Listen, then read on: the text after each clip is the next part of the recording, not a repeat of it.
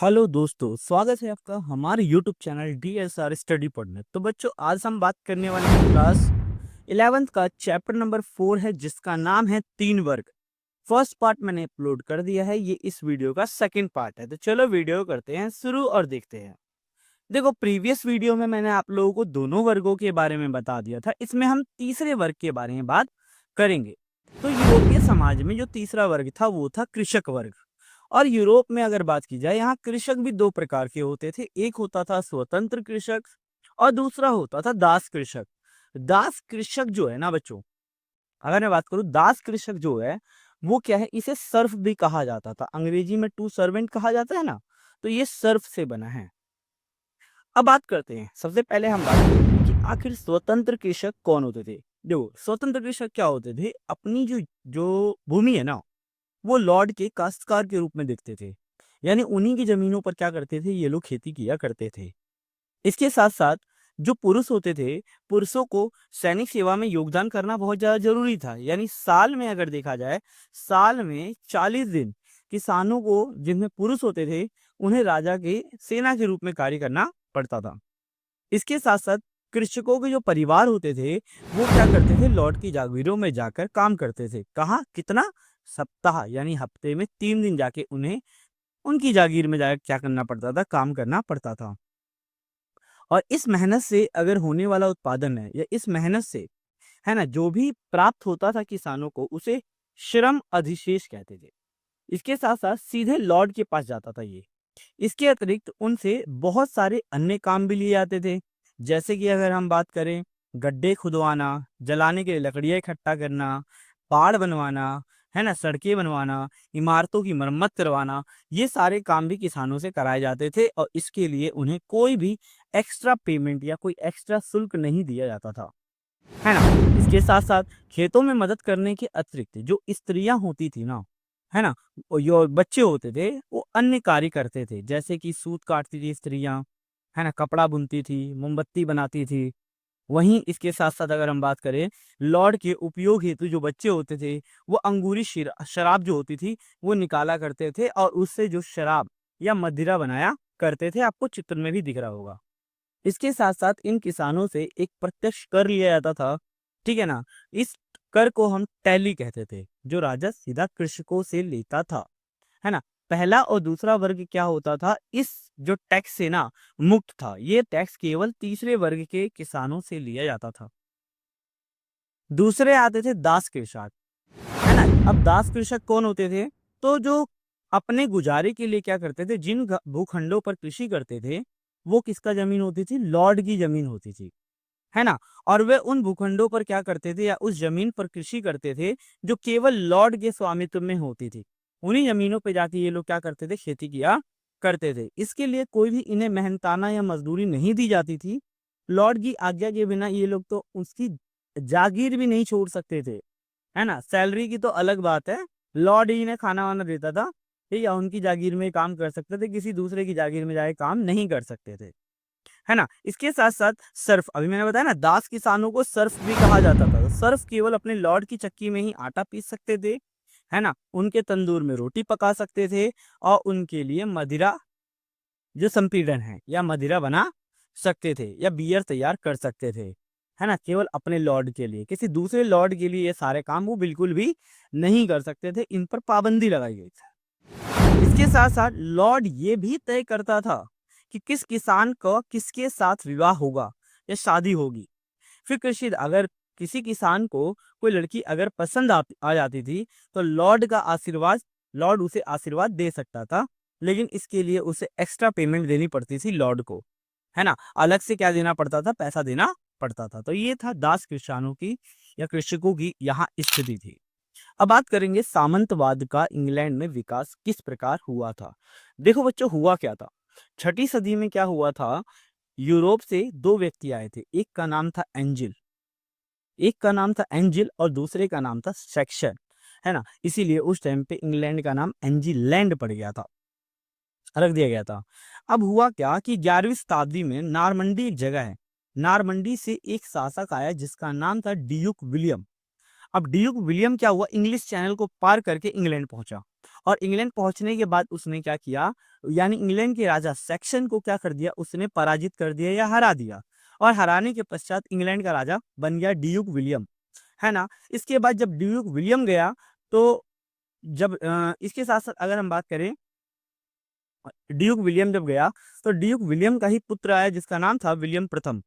अब उसने काफी काम किए, जैसे कि उसने क्या किया, भूमि को नपवाया, नक्शे तैयार कराए, और अपने साथ जो 180 नॉर्मन अभिजातों को लेकर आया था ना, उन सभी को क्या किया, ये सारी की सारी जमीन बांट दी, ताकि जरूरत पड़ने पर ये अभिजात वर्ग उसकी सहायता कर सके, उसके लिए सेना दे सके, है ना। यही लॉर्ड राजा के प्रमुख क्या बन गए थे, काश्तकार के रूप में बन गए, जिसे वे सैन्य सहायता की उम्मीद कर सकते थे। ठीक है, जो भी मैंने आपको बताया।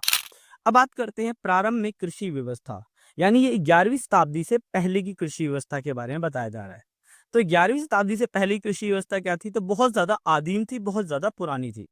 किसानों को मिलने वाली जो, अगर बात की जाए, प्रौद्योगिकी टेक्निकल जो अगर हेल्प बोला जाए ना, वो बैलों से मिलती थी, बैलों के जोड़ी से चलने वाली लकड़ी के हल से मिलती थी, है ना। ये हल केवल पृथ्वी की सतह को खुरद सकता था, पृथ्वी की जो आंतरिक गहराई में ये खुदाई नहीं कर सकता था, जिसके कारण भूमि की जो नेचुरल पौष्टिक आहार होते हैं या प्राकृतिक उर्वरता वो बाहर नहीं निकल पाती थी, है ना। इसके साथ साथ भूमि को ये लोग क्या करते थे, साल में, ठीक है ना, 4 साल में एक बार हाथों से खोदा करते थे, है ना, जिसके कारण उन्हें बहुत ज्यादा मेहनत करनी पड़ती थी, बहुत ज्यादा ये लोग मेहनत करते थे, ठीक है ना। इसके साथ साथ ये लोग क्या करते थे, भूमि को 2 भागों में बांट देते थे।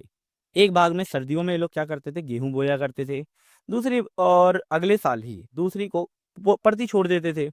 फिर अगले वर्ष क्या करते थे, परती भूमि पर ये लोग राई बोया करते थे, है ना, और फिर पहली भूमि को खाली छोड़ दिया करते थे। इस तरीके से ये लोग प्रभावहीन तरीकों का प्रयोग करते थे, जिसके कारण इन्हें कोई फायदा नहीं मिलता था, है ना। तो ये सारी दिक्कतें इनके सामने आ रही थी।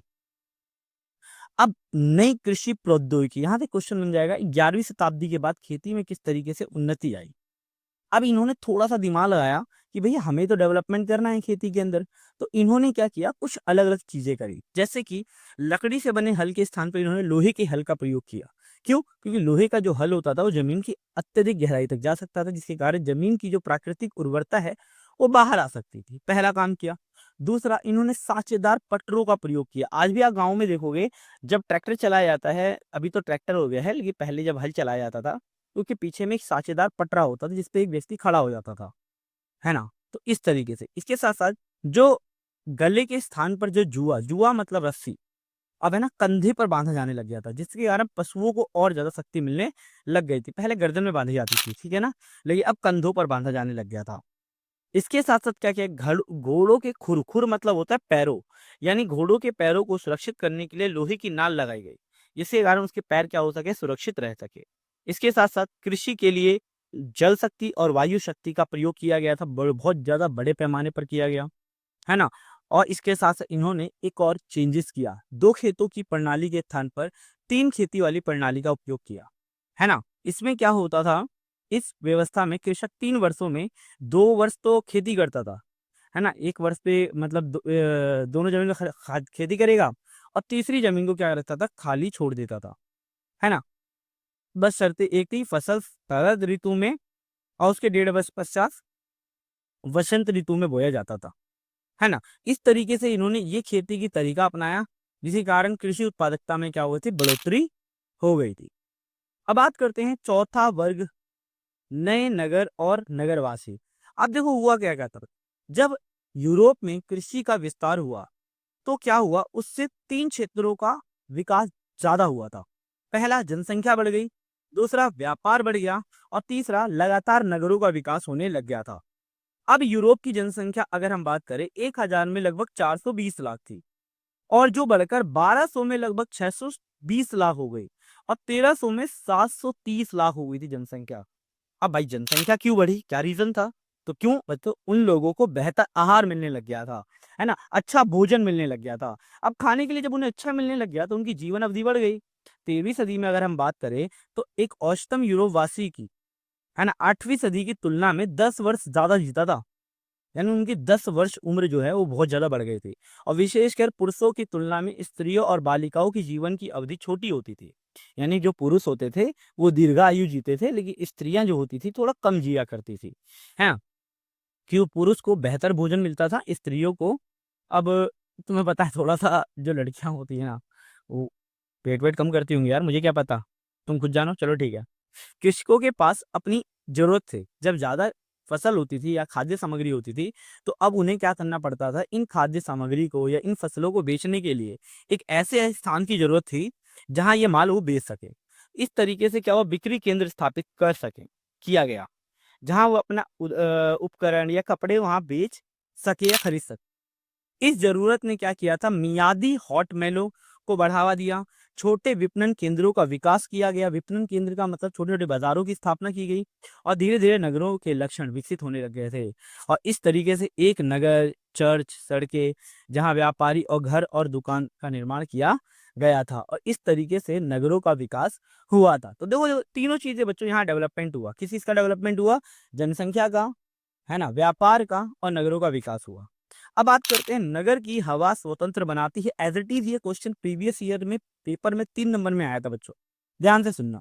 अब देखो हुआ क्या था कि स्वतंत्र होने की इच्छा रखने वाले बहुत सारे ऐसे कृषि दास थे या दास कृषक थे, जो भागकर कहाँ आते थे? नगरों में आके छुप जाया करते थे। है ना? और अपने लॉर्ड की नज़रों से कोई भी अगर कृषि दास या दास कृषक 1 वर्ष या 1 दिन तक छुप के रहता था या सफल रहता था, तो वो क्या होता था? स्वतंत्र हो जाया करता था या स्वाधीन नागरिक हो जाते थे। नगरों में रहने वाले अधिकतर जो व्यक्ति होते थे, वो स्वतंत्र किसान या भगोड़े कृषि दास हुआ करते थे। लेकिन कार्य की दृष्टि से ये अकुशल थे, मतलब इन्हें कोई काम-वाम नहीं आता था। इतना बेहतर कोई काम नहीं आता था। है ना? तो ये था वहाँ के नगरों की हवा स्वतंत्र बनाती है, इस तरीके से। अब बात करते हैं कैथेड्रल नगर। अब कैथेड्रल नगर का मतलब होता क्या है? देखो बच्चों, अमीर लोगों द्वारा दिए गए दान से ना, या उनके द्वारा दिए गए दान से क्या होता था, विशालकाय चर्चों का निर्माण करते थे और इन्हीं चर्चों को कैथेड्रल नगर कहा जाता था, क्योंकि अमीर लोगों के पास पैसा ज़्यादा था। वो सोचते थे धन कहाँ खर्च करूँ? तो वो क्या करते थे, चर्च को दान किया करते थे और इस तरीके से बड़े-बड़े चर्चों का निर्माण किया जाता था, जिन्हें कैथेड्रल नगर कहा जाता था। धीरे-धीरे इसके आस-पास आबादी रहने लग गई थी और ये नगर जो थे, नगरों के रूप में विकसित होने लग गए, जिसे कैथेड्रल नगर कहा जाता है। ये चर्च इस प्रकार से बनाए जाते थे कि जो पादरी या भिक्षु जो होते हैं ना, गाना गाना गाते हैं, उनकी जो आवाज़ है वो स्पष्ट रूप से सुनाई दे सके। इस तरीके से इसे बनाया जाता था। धीरे-धीरे यही जो कैथेड्रल नगर जो थे ना, वो तीर्थ स्थल बन गए थे।